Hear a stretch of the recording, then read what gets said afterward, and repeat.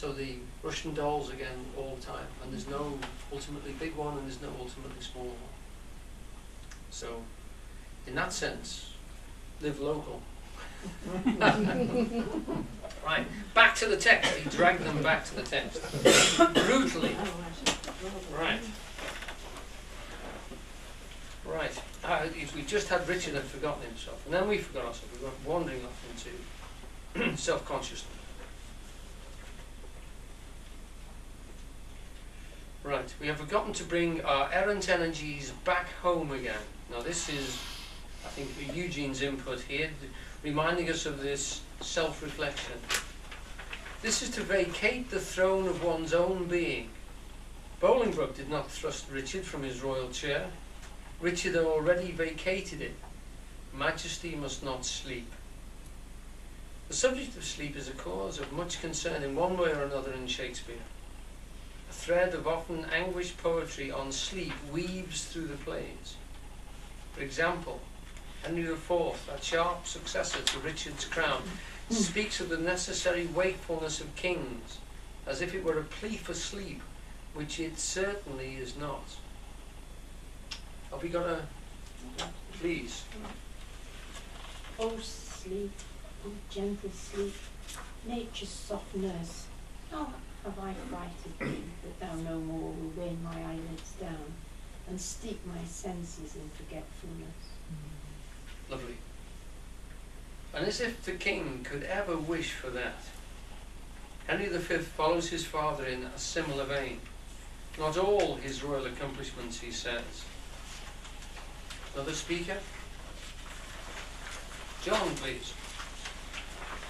Laid in bed majestically, in sleep so sound as the wretched slave, who with a body filled and vacant mind gets him to rest, crammed with distressful bread.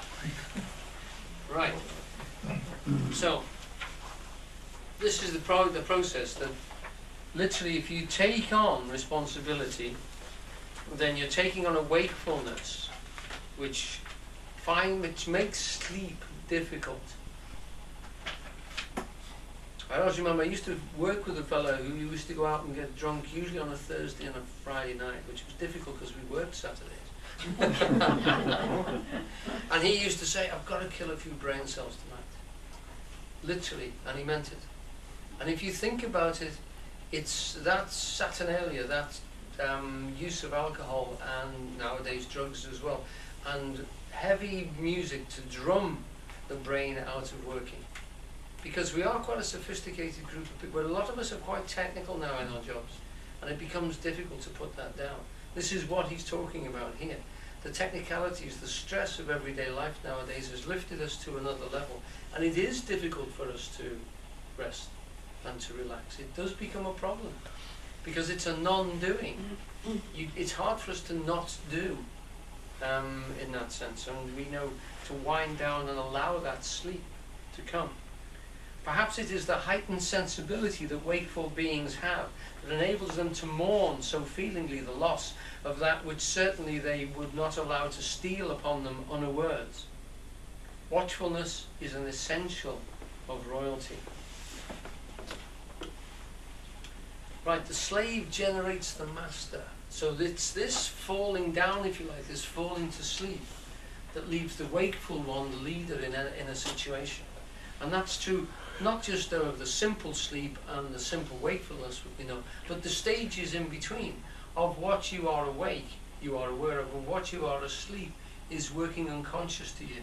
And there will be people in that sense who are able to control you where you are asleep. And all of us will have levels of ourselves which are unconscious to us and which are governed or controllable by other people in that sense. We know this, that this is the way advertisers work on us. They try and look for the triggers that will catch us, the things that we need or think we need, the things that we want. They will engender in us a certain stress to feel that we have to have certain things. I mean, today they were on the news, they were talking about, not on the news, sorry, on one of the programs, they were talking about the way children are coaxed into needing particular toys for Christmas and then start the pressure on the parents. So you've got levels and layers of needfulness which are being generated by a box in the corner of the room that talks to people, you know. Peer pressure, they say. They start something so that to have it becomes an important need for status. So you've got the same basic appetites which are being manipulated by advertisers. In the yogic analysis of stories, that they say that there are 4 great sort of drives which move us, and one of those ones is status. We need to have a particular status in a community. So if you can manipulate that one, it's worth looking at commercial TV and spotting the adverts, or looking through a magazine and spotting which appetite in a human being is that particular advert directed towards. Is it our status? Is it our sexual allure? Is it sheer appetite? Have you looked in the women's magazines and seen the photographs of food, which they have to light and colour and tint to make them look so succulent that they're leaping off the page at you? Yeah, try to achieve it in a picture. That's the answer. Yeah. So we are being manipulated by that, and if we don't recognise that, if we don't realise that they put colouring in food to make it look better, that they fluff up meat with water so that it looks more succulent, that they manipulate us in these ways consciously, then we are asleep in that area that we are being manipulated. It's always worth remembering that we know that this comes on because we do it to other people, if only we possibly can. We colour the world and describe it to them the way we want them to see it. Okay? And you know that that happens because you're doing it just the same as everyone else. Right, can we have someone who can just give this speech about the slave, a member of the country's peace? Shall I do? Yes, please. The slave, a member of the country's peace, enjoys it, but in gross brain little wats what watch the king keeps to maintain the peace, whose ours the peasant best advantages. Good.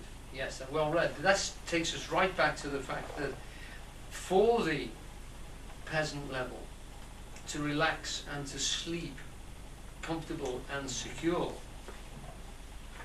the leadership has meant that we talked about the strong arms, the heavies that are set in place, the structure and the hierarchy to maintain that peace, which is maintained. It's energy which holds the balance. Sorry, we lost some of it. Sorry, no, just a bottle of water. Oh, right. If you beg your pardon. I can see it. Oh, sorry. She's got it first. Henry knows full well Oh, thank you. that the slave, that is to say the passive, the somnambulist, the sleeper. That's fine. That must be. Are you okay? Yes, I'm so sorry. I didn't Right. mean to upset everybody. I thought it was gin anyway. I didn't Oh, realise well, it was water. You know, that's my secret. And the king's free initiative are the products respectively of sleep and wake.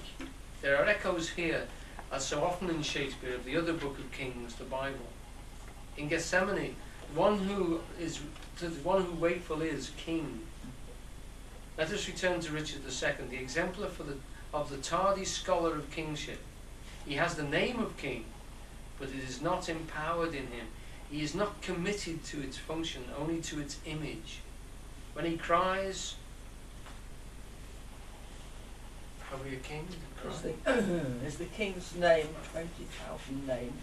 Arm my name. He has left the arming of his name too late. Thank you. The thief in the night, Christ warns us of already, has the sleeper in his nightmare arms. And yet had Richard moved, when he assumed the name of king to realize its function, all the ordering angels would have mustered to substantialize his state. Heaven looks always for instruments to do its will. Nominally at least, Richard is aware that heaven backs his throne. He claims its alliance. Again, Richard? Go on. Yet now, my masters, God omnipotent is mustering in his clouds on our behalf armies of pestilence. We have to ask, as Hotspur did of Welsh Glendower, but will they come when you do call for them?